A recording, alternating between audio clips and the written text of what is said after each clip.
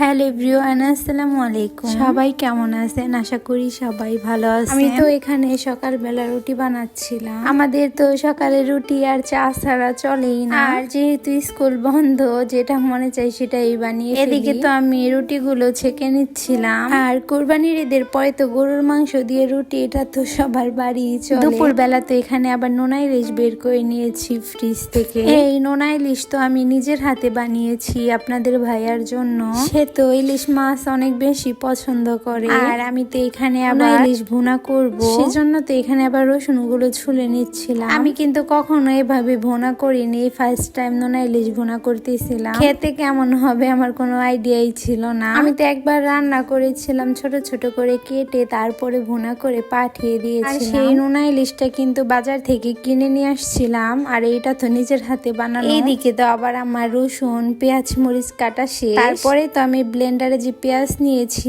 ওইটা তো আমি চুলে দেবো, এই কারণে তো আগে আমি পেঁয়াজটা ব্লেন্ডার করে নিয়েছি। আর এদিকে তো আবার আমি মাছগুলো ভালো করে ধুয়ে নিচ্ছিলাম, যেহেতু নোনা ইলিশ সেক্ষেত্রে তো অনেক লবণ থাকে, তাই তো বারে বারে ধুয়ে নিতেছিলাম। কিছুক্ষণ তো মাছগুলো পানিতে ভিজিয়েও রেখে দিয়েছিলাম যেন লবণটা কেটে যায় তাড়াতাড়ি। আর এইদিকে তো পেঁয়াজগুলো ব্লেন্ডার করে নিতেছিলাম আগে। এরপরে আবার এটা ধুয়ে পেঁয়াজ রসুন শুকনো মরিচ দিয়েছি, এর মধ্যে তো আমি আবার নোনা ইলিশ গুলো দিয়েছি। এখন তো অনেক ভালো করে ব্লেন্ডারে ব্লেন্ড করে নিব, জানি একটু কাটা না থাকে।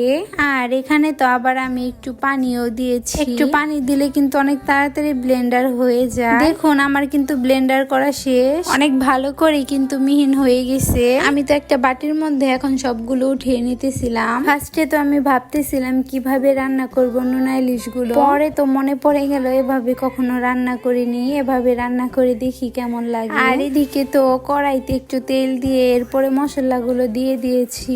এখন তো অনেক ভালো করে ভাজা ভাজা করে নিতে হবে। আর দেখুন আমি কিন্তু এখানে লবণ দিয়েছিলাম, পরে তো লবণগুলো উঠিয়ে নিয়েছি। মনে নাই যে এটা নোনা ইলিশ, লবণ তো দেয়া লাগবে না। এর মধ্যে আবার আমি সামান্য একটু মরিচের গুঁড়ো আর সামান্য একটু হলুদের গুঁড়ো দিয়ে নিয়েছি। এরপরে তো আবার ভালো করে কষিয়ে নিয়েছিলাম। এখন আবার সামান্য একটু পানি দিলাম, পরে তো দেখলাম না আর একটু পানি লাগবে, এবার আবার আর একটু পানি দিয়ে নিলাম। এরপরে চুলার আঁচটা একেবারে কমিয়ে দিয়ে আমি রান্না করে নিয়েছি। এখানে আবার আমি মাছের মাথা দিয়ে মুগ ডাল রান্না করতেছি। আমি তো সবসময় মাছ আনলেই মাছের মাথাটা আলাদা রেখে দিয়ে এভাবে ডাল দিয়ে তারপরে রান্না করি। আর মাছের মাথাটা তরকারিতে রান্না করার চেয়ে আমার মনে হয় ডাল দিয়ে রান্না করলেই বেশি ভালো লাগে। এদিকে তো ডাল রান্না করা শেষ, আর নোনা ইলিশটাও কিন্তু ভুনা করা শেষ হয়ে গেছে। নোনা ইলিশটা তো আজকে অনেক মজা হয়েছে। আমি তো এখন থেকে এইভাবেই রান্না করব সব সময়। এই তরকারিটা দিয়ে তো আমি আজকে অনেকগুলো ভাত খেয়েছি। এরপরে বিকেলে আবার একটু ছাদে আসছিলাম, রুমে একদমই ভালো লাগে না,